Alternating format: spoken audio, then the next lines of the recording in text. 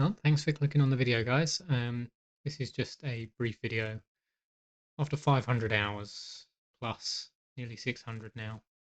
I just wanted to give my views on Dune Awakening, where it is, how it's playing, and the highs and lows of the situation as it stands. Um, I think it's incredibly rare for players to reach 500 views, 500 hours, sorry, in any game these days, especially in the first, 3 to 4 months. I came into the game off the back of a recommendation from a streamer. Um, he's one of my guildmates. If you watch the videos, you'll know who he is. I've made mention of it in a couple of them, but that was mainly unintentional. Anyway, um, what we're going to look at here is the good, and there is a lot of good. I mean, the PvE is absolutely phenomenal. It's one of the best, most engrossing stories I've ever experienced in a game. I'm hooked. The DLC was for Chapter 2 was a little bit short um, for a story expansion, but I bought the Ultimate Edition of the game, so I didn't have to pay £11 for that. It was just included in the cost of my purchase, so I can't complain too much. Moving on from there, uh, we then also have the base building. I love making bases. Of my 500 odd hours I've been playing, I would say a good majority of that has been on base builds, and I've thoroughly enjoyed it. I've loved every moment of building bases. If I'm not building bases, I'm usually gathering materials to build my bases bigger, and that's fantastic. It gives a reason to continue the cycle of play. Yeah, I have thoroughly enjoyed it, and I'll continue to do that. I think there's a good few players that will continue to play the game, and that's fantastic. But the drop off rate on Steam has been tremendous. I haven't been able to get the Steam chart for it, but yeah, it's insane. I think we're down to just over 100,000 players worldwide. Just over 100,000 players worldwide, sorry, which isn't great. Which kind of brings us on to the bad. The reason those players are falling away is there's just not enough content. There's not been enough blueprints to farm. There's not been enough schematics. There's not been enough building parts coming through. I'm not going to linger on the bad because it is quite small, the bad portion. These are all resolvable things quite easily, I think. Um, when we actually start looking into um, the ugly, that's where things get interesting because these are things that really should not exist in a game this size. I say game this size. It's not a huge game. It's a big game in terms of what you can do, the time you can put in, um, and the actual world you're in is massive. But yeah, it's a smallish developer in Funcom, pretty mid-size. Other bad things, Zergs. They're obviously going to exist in any game. That just happens. Where you've got a massively multiplayer online game with guilds and factions. So yeah, from what I've seen, there's quite a few Zergs running around. If you have a maximum size guild in this game, you are determined to be in a Zerg, which is 32 players, which is pretty huge. If Another bad thing is the daily restarts. They're a bit painful. If you get into a fight with a Zerg, by the way, you're pretty much game over. I won't linger on this too much because there's not too much that's actually bad with the game, but it's losing players as a result of the ugly side of the game. Yeah. So moving on to the ugly. Biggest issue we seem to have here is, as this image shows, we've got dupers left, right, and centre. You've got people selling Solari online and people are buying it in game, and then these players go and dupe, dupe, dupe, dupe, dupe, and then deliver everything that you've asked for, all for pretty nominal fees actually. I had a quick look online, and I saw you can buy, I think it was 10 million Solari for £3, or about $3.50 to $4. Um, Pretty horrendous. On top of that, we've had cheaters. They seem to have fallen away a little bit, so that's a good sign. Um,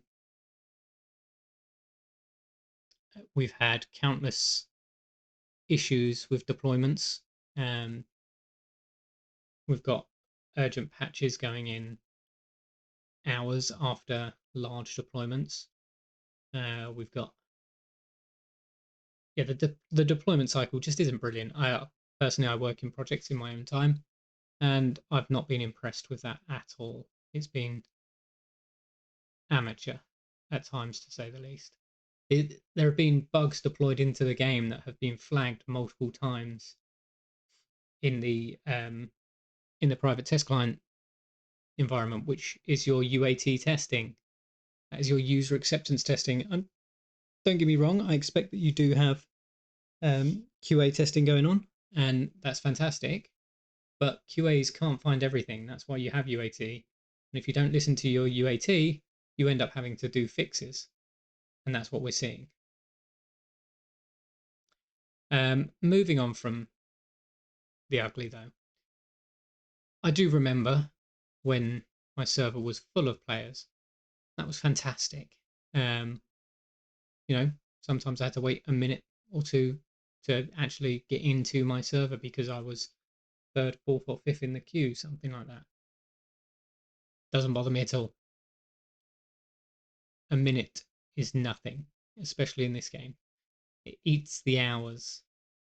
There is a certain lack of respect for your time in this game, like the amount of little things they throw in there. Like there's a world map that seems cool at first, um, but actually when you get used to traversing the world map, it's just pain. It's a waste of time. Just let me fly out and pick left, middle, or right of Deep Desert, Harco Village, Old Carthag, Watershipper's Mansion, um, Arakeen. There's it would just be much nicer to not have to have a loading screen than the world map, which is just a big loading screen, and then a loading screen before I can arrive at a location. Just let me exit where I want to on Haga Basin, and then appear at the destination I want to go to. You already give us an option to confirm that we want to enter the world map. Just give us the option to navigate straight to that location. Um, yeah, kind of rambled on a bit there into that point. It's a little thing. Yeah, I remember the time when there was loads of players on. People were all helping each other to do spice runs. Um, you just pay them a bit of spice afterwards as a reward, or you pay them in melange once you've processed it. You had the odd, one or two people fly in and try and pick a fight with you while you were doing that.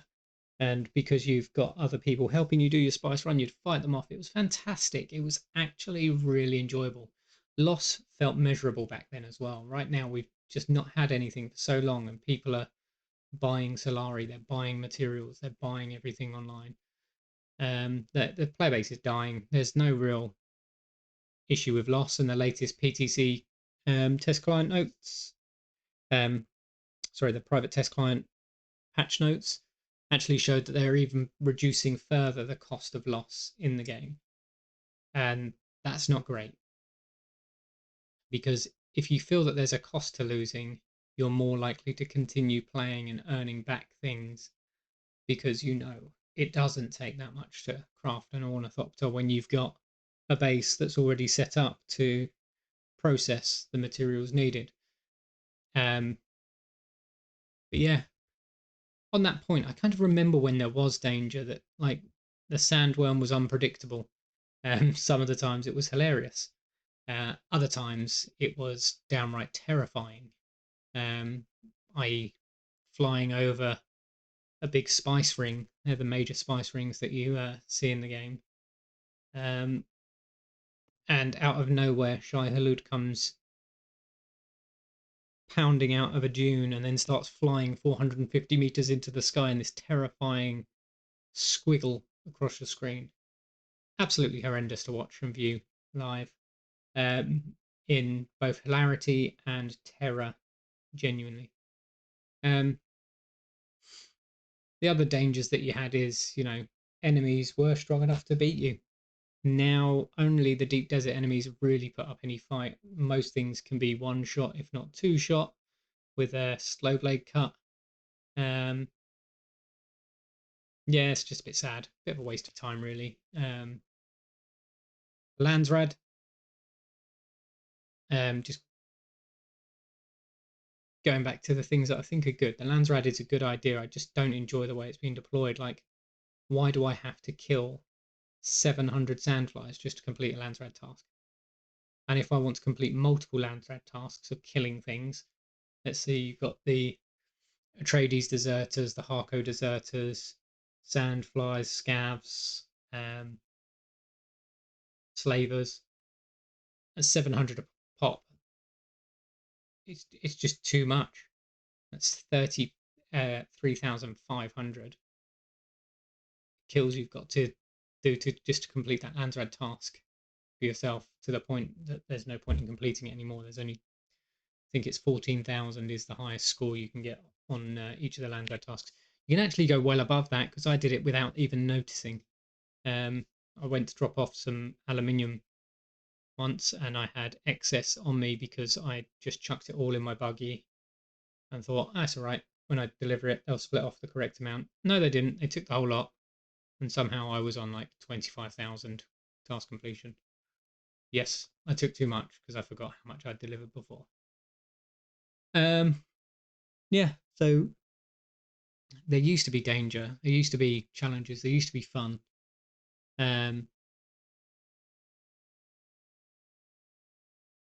other than base building right now, like I've been building social spaces for the deep desert lately. I've been building, yeah, you may have seen my video on the Sunset Bar and Grill, the Salusan Sunset Bar and Grill. Yeah, sorry, pause for a moment to think. But yeah, that was fun to make. Our player base in our server, Asheron in North America, is dead. There's maybe 33, 34 players online at any time in the entire server, and of those that are in the deep desert, you've probably got 8. Everyone else is in Haga Basin or Harco Village or Arakeen. So not really much going on there. Um, yeah, so I suppose we're now getting to a point where it feels like the end of the line is near. Um, we've just had the latest patch, yeah, the latest DLC and story expansion, and whilst they were okay, there was a lot of fetch quests involved. They didn't really bring anyone back, and the fact that there was a free weekend and the numbers only spiked minimally, based on what we saw in servers. I'm in 2 servers. I'm in Asheron in North America, and I'm in Harmony in North America. Harmony is alive and it's full of aggressive players. I've realised pretty quickly um, I'm no good at fighting multiple players at once, and so I kind of stick to Asheron now. That's not a problem. I enjoy doing what I'm doing. I do get satisfaction if I do win a PvP fight, but yeah, you kind of have to pick your servers now. You need to know which server to go into before you play the game, which is just disappointing. I am actually going to go back. I have a third account in EU servers. I'm going to go back and have a little look at that, because I think there's more to be had there.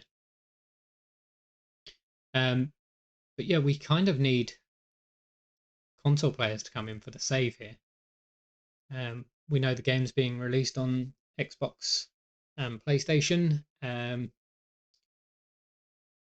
mean, you're talking a massive, massive portion of the gamer population there. If we can get those on board on and play along with them on PC, I think we will see the servers bump up enough in players that the PvP areas can go back to how they were, where you're helping people kind of get up to speed. The biggest issue lies once everyone's up to Mark 6, there's nowhere to go. We need more stuff. And that's something I should have highlighted in the bad section. But yeah, we know where we are now. We know where we need to go. We need probably a much bigger story expansion, something that takes more than 4 hours. I think that the DLC and the expansion in combination took me about 8 hours to complete, which if I paid £11, not bad. I didn't pay £11, so it's fine. But it could have been better. And the treadwheel bike thing and the base parts that they delivered, massive Fs in the chat for those. Because they were a good idea, but they were just done horrendously badly. Like 4 items, you get more for Twitch drops. And the treadwheel is just awful to control. Needs a little bit of a rework on the controlling there. But yeah, if we get those console players back, then there is a light on the horizon.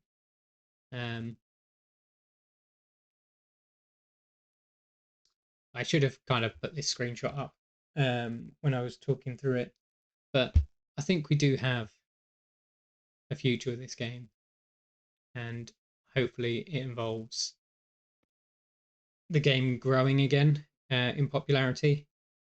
And I think the only way to do that is to bring those console players on board. Yeah, anyway, in my mind, I will continue to be playing this game. I'm going to go and do some videos on some other games that I used to play as well. I think Starfield's probably going to be the next video I try to make.